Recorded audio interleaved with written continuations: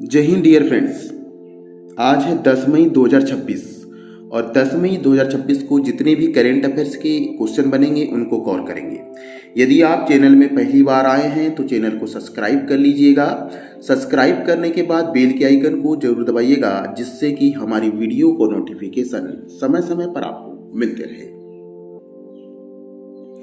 आज का पहला क्वेश्चन है, मदर्स डे कब मनाया जाता है? ए 8 मई, बी 9 मई, सी 10 मई, डी 11 मई। इसका सही आंसर बताइएगा कमेंट बॉक्स में। तो सही आंसर है 10 मई। 10 मई को हम मदर्स डे मनाते हैं। याद रखिएगा, मदर्स डे पूरे वर्ल्ड में नहीं मनाते हैं, कहीं कहीं नहीं मनाते हैं। और मदर्स डे कब मनाया जाता है? तो इस बार 2026 में 10 मई 2026 को मनाया गया, लेकिन मदर्स डे हर साल मई के दूसरे रविवार को मनाया जाता है। और इसलिए मनाया जाता है, माँ के निस्वार्थ प्रेम, त्याग, समर्पण को सम्मानित करने के लिए मनाया जाता है। इनमें मुख्य देश भारत, अमेरिका, कनाडा और ऑस्ट्रेलिया शामिल हैं। वहीं पर यूके और आयरलैंड की बात करें तो यूके और आयरलैंड में 15 मार्च 2026 को मदर्स डे मनाया जाता है। हाँ, एक चीज और याद रखिएगा कि हम 10 मई को अंतर्राष्ट्रीय अर्गानिया दिवस भी मनाते हैं। 10 मई को अंतर्राष्ट्रीय अर्गानिया दिवस भी मनाया जाता है, जो कि संयुक्त राष्ट्र द्वारा घोषित है।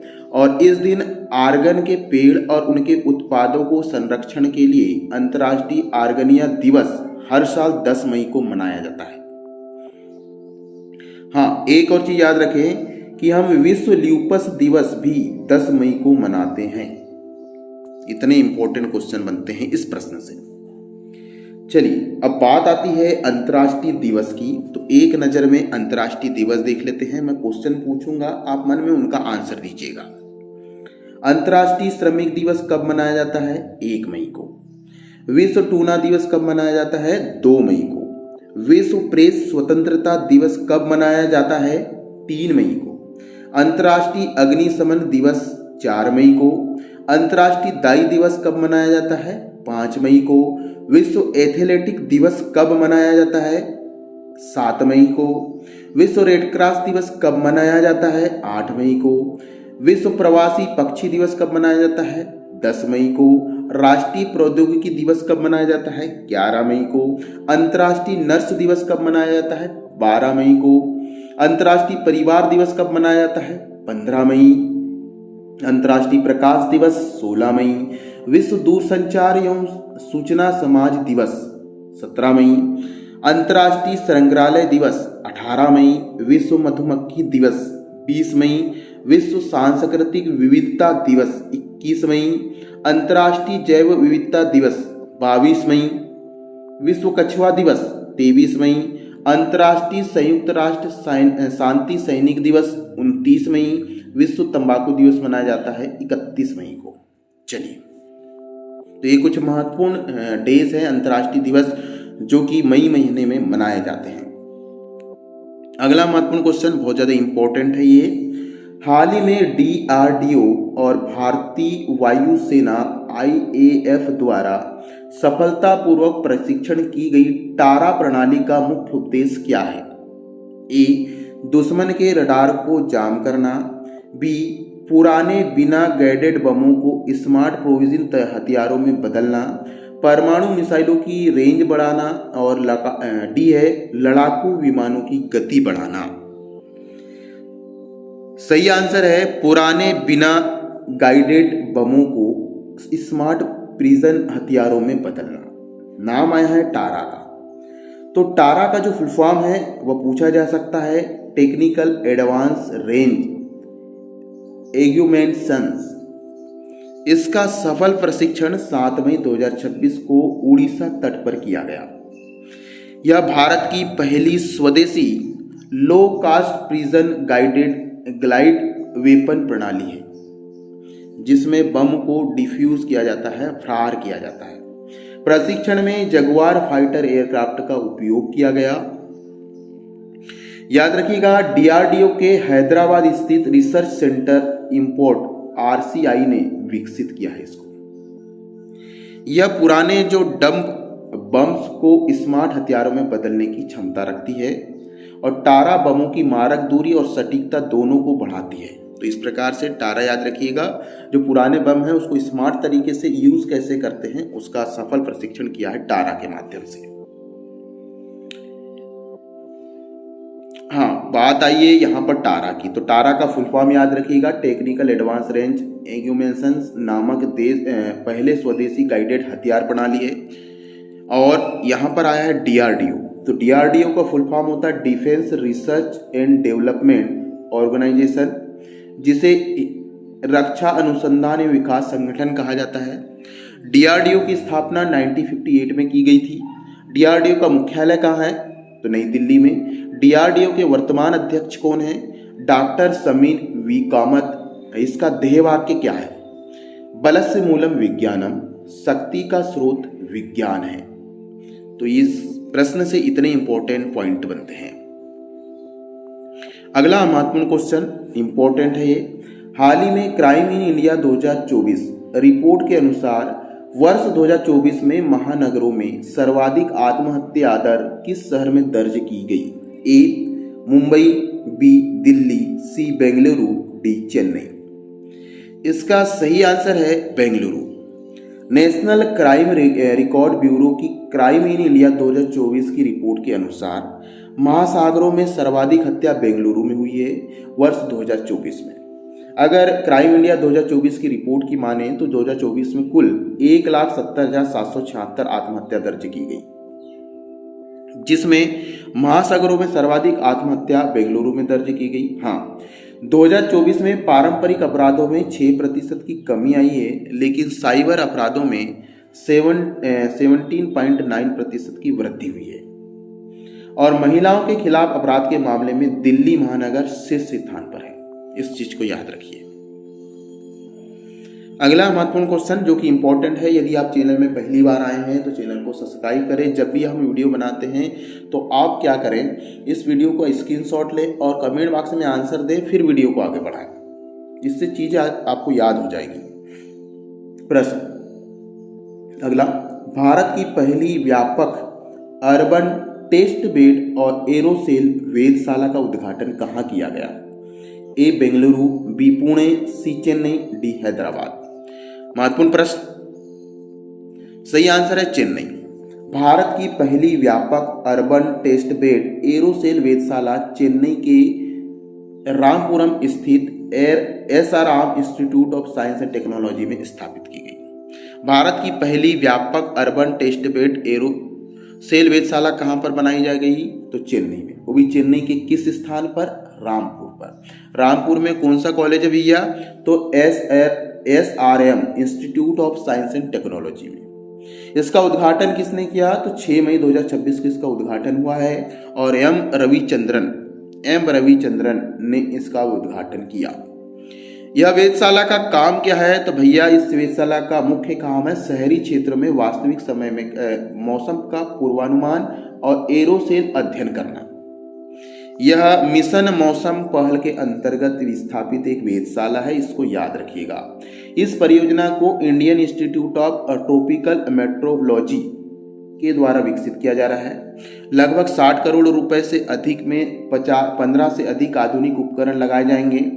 वेधशाला में 50 प्रकार के वायुमंडलीय डेटा को ट्रैक करने में सक्षम होगा। मौसम संबंधी जानकारी या सटीक और पूर्वानुमान देगा, शहरी क्षेत्रों में खासतौर से।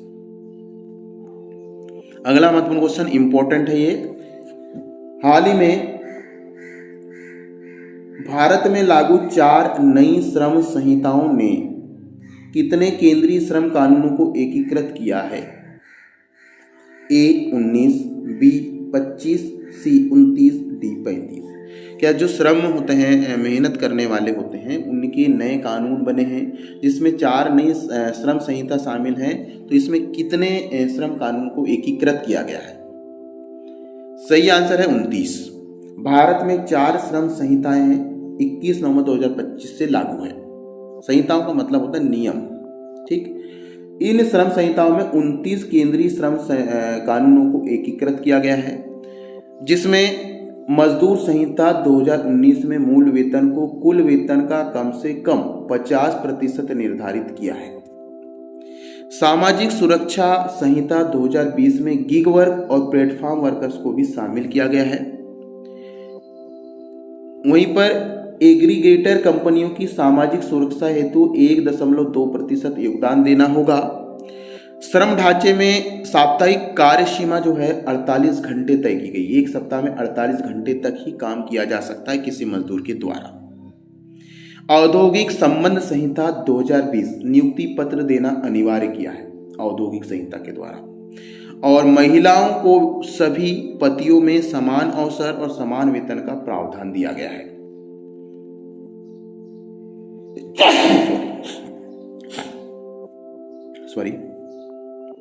अगला 40 वर्ष से अधिक आयु के कामगारों के लिए निःशुल्क स्वास्थ्य जांच का प्रावधान होगा। व्यावसायिक सुरक्षा स्वास्थ्य कार्यदशा संहिता कार्यस्थल और स्वास्थ्य मानकों को नियंत्रित करती है। तो महत्वपूर्ण कानून थे श्रम मजदूर को लेकर के, इस प्लेटफॉर्म को याद रखिए। अगला महत्वपूर्ण क्वेश्चन, हाल ही में 40 वर्ष से अधिक आयु के श्रमिकों के लिए मुफ्त वार्षिक स्वास्थ्य जांच योजना किस संस्थान के माध्यम से शुरू की गई? ए, नीति आयोग, बी, कर्मचारी राज्य बीमा निगम अर्थात ESIC, सी, भारतीय आयुर्विज्ञान अनुसंधान परिषद, डी, राष्ट्रीय स्वास्थ्य प्राधिकरण। इंपॉर्टेंट क्वेश्चन है और इसका आंसर है कर्मचारी राज्य बीमा निगम अर्थात ESIC।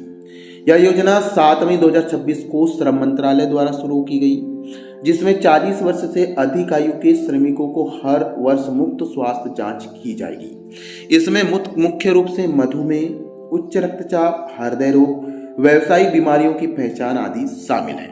योजनाओं का क्रियान्वयन जो है ESI अस्पतालों में संबंध चिकित्सा केंद्रों के माध्यम से की जाएगी। खतरनाक उद्योगों में कार्यरत श्रमिकों के लिए आयु की परवाह किए बिना स्वास्थ्य की जांच की जाएगी। इस प्रशिक्षण में मुख्य रूप से ECG, छाती का एक्सरे, कोलेस्ट्रॉल और एनीमिया की जांच की जाएगी। यह पहल श्रमेव जयते कार्यक्रम के अंतर्गत श्रमिक कल्याण को मजबूत करेगी। बात आई है यहाँ पर कर्मचारी राज्य बीमा निगम, इसे शॉर्टकट में ESIC कहते हैं, जो कि भारत सरकार के श्रम और रोजगार मंत्रालय के अधीन कार्य करने वाला प्रमुख सामाजिक सुरक्षा निकाय है। इसकी स्थापना कब की गई? तो 24 फरवरी 1952 को स्थापित हुआ था कर्मचारी राज्य बीमा निगम। एक कार्यक्रम चल रहा है श्रमेव जयते। श्रमेव जयते जो कार्यक्रम है, इसमें श्रमिकों को बीमारी, मातृत्वावकाश, दुर्घटना के समय चिकित्सा और वित्तीय सहायता से संबंधित कार्य करता है। वर्तमान में कर्मचारी राज्य बीमा निगम के जो महानिदेशक हैं वो श्री अशोक कुमार सिंह हैं। अगला महत्वपूर्ण क्वेश्चन, हाल ही में नीति आयोग द्वारा लॉन्च किया गया सेंट्रल प्रभारी ऑफिसर पोर्टल किस उद्देश्य से शुरू किया गया है? ए, किसानों को ऑनलाइन ऋण सुविधा प्रदान करना, बी, आकांक्षी जिला और ब्लॉकों में विकास योजना की रियल टाइम निगरानी और समन्वय करना, सी, रक्षा परियोजनाओं की निगरानी करना, डी, डिजिटल भुगतान को बढ़ावा देना। सही आंसर है आकांक्षी जिलों और ब्लॉकों में विकास योजनाओं की रियल टाइम निगरानी समन्वय बढ़ाना। नीति आयोग ने 6 मई 2026 को CPO पोर्टल लॉन्च किया है। इसका शुभारंभ नीति आयोग की CEO निधि छिब्बर ने वर्चुअल के माध्यम से किया। यह एक पोर्टल जिला आकांक्षी जिला कार्यक्रम है और आकांक्षी ब्लॉक कार्यक्रम है। इसमें CPOS मोबाइल ऐप के माध्यम से फील्ड ऑर्गेनाइजेशन सीधे मोबाइल पोर्टल पर अपलोड कर सकेंगे। ये नीति आयोग और पोर्टल जिला प्रशासन राज्य सरकार के बीच में रियल टाइम समन्वय स्थापित होगा और सभी इनपुट डिजिटल रूप से रिकॉर्ड होंगे और पारदर्शिता को सुनिश्चित करेंगे। यह पोर्टल राष्ट्रीय सूचना विज्ञान केंद्र NIC द्वारा डिजाइन किया गया है। ठीक है। अगला महत्वपूर्ण क्वेश्चन है, हाल ही में केंद्र सरकार द्वारा चीनी सत्र 2026-27 के लिए गन्ने का उचित एवं लाभकारी मूल्य कितना निर्धारित किया गया है? ए, 338 प्रति क्विंटल, बी 350 प्रति क्विंटल, सी 365 प्रति क्विंटल, डी 375 प्रति क्विंटल। सही आंसर है 365 रुपए प्रति कुंटल। केंद्र सरकार ने चीनी 2026-27 के लिए गन्ने का FRM जो रुपीस है वो 10 रुपए बढ़ाकर 365 रुपए प्रति कुंटल कर दिया है। FRP 10.25% चीनी रिकवरी दर पर लागू होगी। यह दर 1 अक्टूबर 2026 से प्रभावी होगी और 10.25% से अधिक रिकवरी पर प्रत्येक 0.1% वृद्धि कर अर्थात 3.56 रुपये प्रति क्विंटल प्रीमियम मिलेगा। किसानों को इससे लाभ होगा, ठीक है। और इसका मुख्य उद्देश्य 5 करोड़ गन्ना निवेशकों को लाभान्वित करना। चलिए अगला महत्वपूर्ण क्वेश्चन है, हाल ही में सेबी द्वारा गठित साइबर सुरक्षा .ai टास्क फोर्स का मुख्य उद्देश्य क्या है। पहले तो एक क्वेश्चन में यही है कि साइबर सुरक्षा AI किसने गठित किया, आंसर होगा सेबी।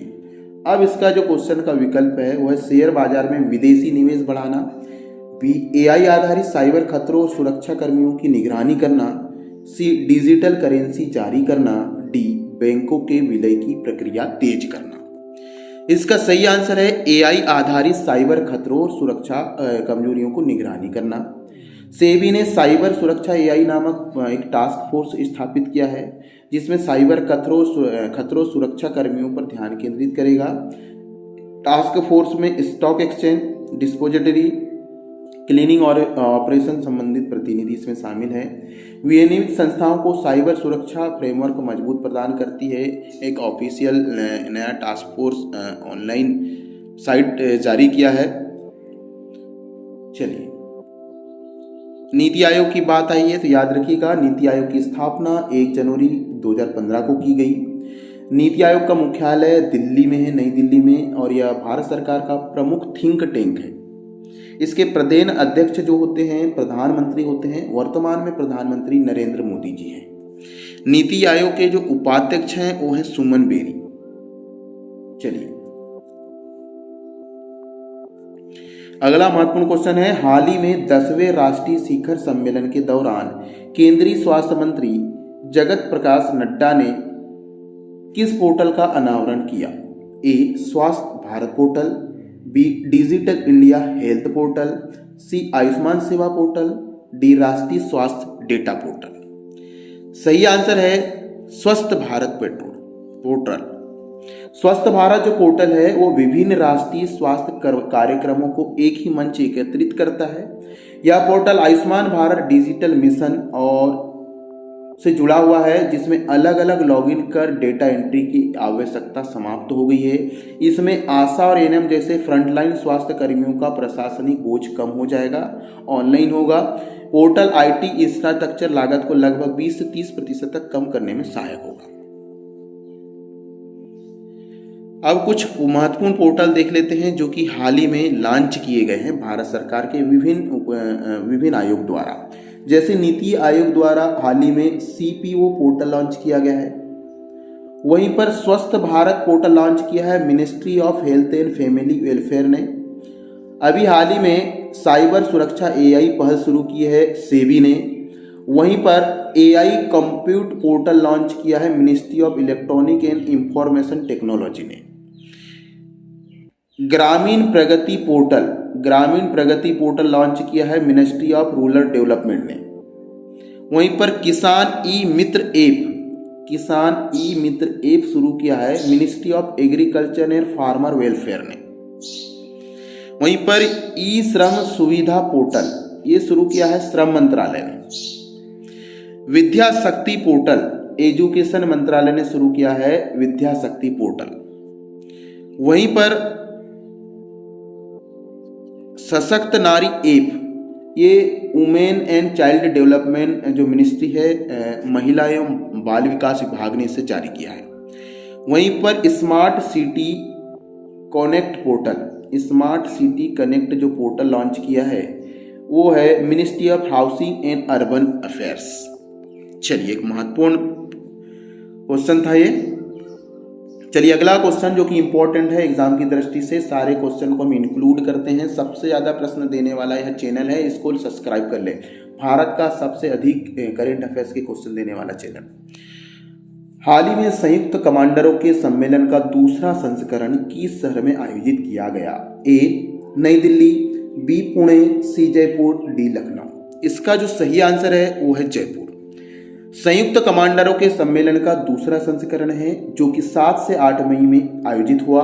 कहां पर आयोजित हुआ भैया? तो जयपुर में आयोजित हुआ। और जयपुर कहाँ है? कमेंट बॉक्स में बताइए फटाफट। इस सम्मेलन को राजस्थान स्थित सप्त शक्ति कमांड मुख्यालय में आयोजित हुआ। सम्मेलन का विषय था नए क्षेत्रों में सैन्य क्षमता, मिलिट्री कैपेबिलिटी इन न्यू डोमेन्स। इस सम्मेलन में साइबर, अंतरिक्ष और संज्ञानात्मक युद्ध जैसी उभरती चुनौतियों पर चर्चा हुई। यह आयोजन ऑपरेशन सिंदूर की पहली वर्षगांठ के अवसर पर किया गया था। सम्मेलन में रक्षा मंत्री राजनाथ सिंह भी शामिल हुए और चीफ ऑफ डिफेंस स्टाफ भी इसमें शामिल हुआ। जयपुर कहाँ है भैया? कमेंट बॉक्स में बताइए। अगला महत्वपूर्ण क्वेश्चन, हाल ही में भारत की पहली व्यापक अर्बन टेस्ट बेड और एरोसेल वेधशाला का उद्घाटन कहाँ किया गया? ए बेंगलोर, बी पुणे, सी चेन्नई, डी हैदराबाद। सही आंसर है चेन्नई। चेन्नई में भारत की पहली व्यापक अर्बन टेस्ट बेड एरोसोल वेधशाला चेन्नई में स्थापित की गई है। चेन्नई के रामपुर में, जो कि SRM institute of science and technology में स्थापित है। इसका उद्घाटन एम रविचंद्रन जी के द्वारा किया गया। याद रखिएगा, वेधशाला एक बार बता दिया हूं, फिर भी आप देख लीजिए इसको। अगला महत्वपूर्ण क्वेश्चन बहुत ज्यादा इंपॉर्टेंट है, डबल IMP कर दीजिएगा। इस साल का सबसे इंपॉर्टेंट क्वेश्चन है ये। हाल ही में पश्चिम बंगाल के नए मुख्यमंत्री कौन बने? ए दिलीप घोष, बी शुभेंदु अधिकारी, सी अमित शाह, डी मुकुल रॉय। सही आंसर है शुभेंदु अधिकारी, जो पश्चिम बंगाल के नए विधायक दल के चुने गए हैं और मुख्यमंत्री भी बन गए हैं, जो भारतीय जनता पार्टी के से आते हैं। इसमें भारतीय जनता पार्टी ने 207 सीटें जीतकर बहुमत हासिल किया था और ऑल इंडिया तृणमूल कांग्रेस की 15 साल पुरानी सरकार को हरा दिया। याद रखिएगा, जो ममता बनर्जी हैं भवानीपुर सीट से शुभेंदु अधिकारी से चुनाव हार गई हैं। दिलीप घोष और अग्निमित्र पॉल जैसे भाजपा नेता इसमें मंत्री होंगे। हाल ही में भारत का पहला अंतर्राष्ट्रीय नेत्र विज्ञान अनुसंधान सम्मेलन कहां आयोजित किया गया? ए Vigyan Bhavan Nai Delhi, B Manekshaw centre Delhi, C India habitat centre Delhi, D DRDO Bhavan Nai Delhi. सही आंसर है मानेकशा सेंटर दिल्ली केंट। भारत का पहला अंतर्राष्ट्रीय नेत्र विज्ञान अनुसंधान 9 से 10 मई 2026 को आयोजित किया गया सम्मेलन, जो कि दिल्ली के मानेकशा सेंटर दिल्ली केंट में आयोजित किया गया। इसका उद्घाटन हमारे देश के रक्षा मंत्री रक्षा मंत्री है लेकिन राज्य मंत्री हैं, संजय सेठ ने किया। इस सम्मेलन का आयोजन आर्मी हॉस्पिटल के नेत्र विज्ञान विभाग द्वारा किया गया। इस कार्यक्रम में अखिल भारतीय नेत्र विज्ञान सोसाइटी ने सहयोग किया है। सम्मेलन में लगभग 200 नेत्र रोग विशेषज्ञ ने भाग लिया। बहुत ज्यादा इंपॉर्टेंट, ये भी बहुत ज्यादा इंपॉर्टेंट है। हाल ही में महाराणा प्रताप जयंती 2026 में जो मनाई गई, कौन सी भी जयंती मनाई जाएगी?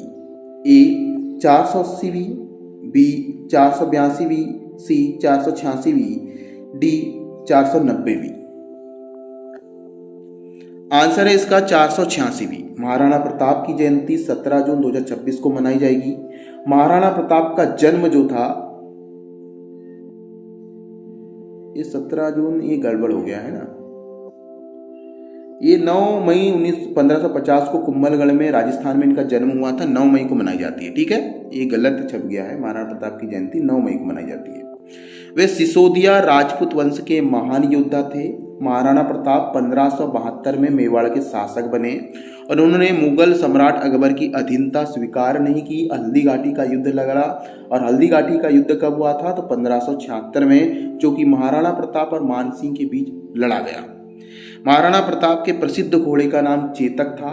महाराणा प्रताप गोरिल्ला युद्ध नीति के लिए प्रसिद्ध थे, जिनका निधन 19 जनवरी 1597 को हो गया। महाराणा प्रताप को वीरता, देशभक्ति और आत्मसम्मान का प्रतीक माना जाता है। अगला महत्वपूर्ण क्वेश्चन हाल ही में चर्चा में रहा व्यवहार्थ योजना 2.0 किससे संबंधित है?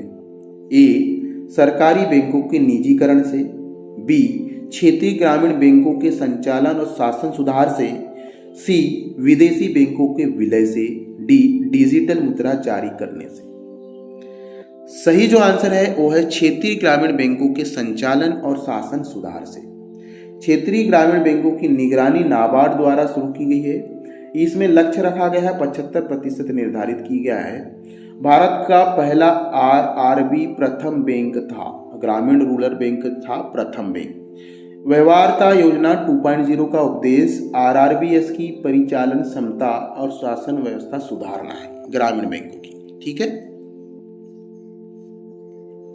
अगला क्वेश्चन, प्रसार भारती के पूर्व सीईओ शशि शेखर वेम्पति को किस संस्था का नया अध्यक्ष नियुक्त किया है? ए प्रेस सूचना ब्यूरो, बी केंद्रीय फिल्म प्रमाणन बोर्ड, सी भारतीय फिल्म एवं टेलीविजन संस्थान, डी दूरदर्शन। सही आंसर है केंद्रीय फिल्म प्रमाणन बोर्ड का अध्यक्ष चुना गया है शशि शेखर वेम्पति को। ये सूचना एवं प्रसारण मंत्रालय के अधीन कार्य करता है केंद्रीय फिल्म प्रमाणन बोर्ड, और इसे शॉर्टकट में सीबीएफसी कहा जाता है। इसका स्थापना सिनेमाटोग्राफ अधिनियम 1952 के तहत किया गया था, जो फिल्मों को सार्वजनिक प्रमाण पत्र प्रदर्शन के लिए देता है। सीएफएफसी का जो मुख्यालय है मुंबई में है। बहुत महत्वपूर्ण क्वेश्चन है, हाल ही में भारत के नए राजदूत के रूप में चीन में किसे नियुक्त किया है? A S Jaishankar, B Vikram Doraiswami, C Ajay Bisht, D Harshvardhan Shringla. सही जो आंसर है वो है विक्रम दोरास्वामी ने 7 मई 2026 को बीजिंग में चीन के विदेश मंत्रालय को अपने परिचय पत्रों की प्रति सौंपी और इन्होंने आधिकारिक रूप से राजदूत का कार्य संभाला। विक्रम दोरास्वामी ने चीन में, जो 1992 के बैच के अधिकारी हैं। इससे पहले वे यूनाइटेड किंगडम में भारत के उच्चायुक्त थे। हांगकांग और बीजिंग में भारतीय मिशनों में भी कार्यरत रहे। मदरानी भाषा में दक्ष हैं, जो भारत और चीन की वार्ता के लिए महत्वपूर्ण है। भारत और चीन के बीच राजनयिक संबंध 1 अप्रैल 1950 को स्थापित हुए थे। दोनों देश के बीच में वास्तविक नियंत्रण जो रेखा है वो है LAC, सीमा विवाद मौजूद है। अगला महत्वपूर्ण क्वेश्चन ज्यादा इंपॉर्टेंट है, हाल ही में अंतर्राष्ट्रीय ओलंपिक समिति ने किस देश के एथलीटों को और टीमों पर लगे सभी प्रतिबंध हटा दिए हैं? ए रूस, बी यूक्रेन, सी बेलारूस, डी कजाकिस्तान। सही आंसर है बेलारूस। मई 2026 में आईओसी ने बेलारूस के एथलीटों पर लगे सभी प्रतिबंध हटा दिए हैं। बेलारूसी खिलाड़ी अब अपने राष्ट्रीय ध्वज और गान के साथ प्रतियोगिताओं में भाग ले सकते हैं। निर्णय 2028 लॉस एंजिल्स ओलंपिक क्वालिफिकेशन को ध्यान में रखकर किया गया है। बेलारूस पर फरवरी 2022 से प्रतिबंध था और रूस के एथलीटों पर आईओसी का निलंबन अभी भी जारी है। आईओसी को ने फिट फॉर द फ्यूचर पहल के तहत यह फैसला लिया था। अंतर्राष्ट्रीय ओलंपिक समिति आईओसी का मुख्यालय इंटरनेशनल ओलंपिक कमेटी स्विट्जरलैंड के लॉजेन में स्थित है। तो आईओसी का मुख्यालय है स्विट्जरलैंड में। आज के करंट अफेयर्स की क्लास यहीं पर समाप्त करते हैं। आशा आपको वीडियो पसंद आया होगा। इस वीडियो को ज़्यादा से ज़्यादा शेयर करें। जय हिंद।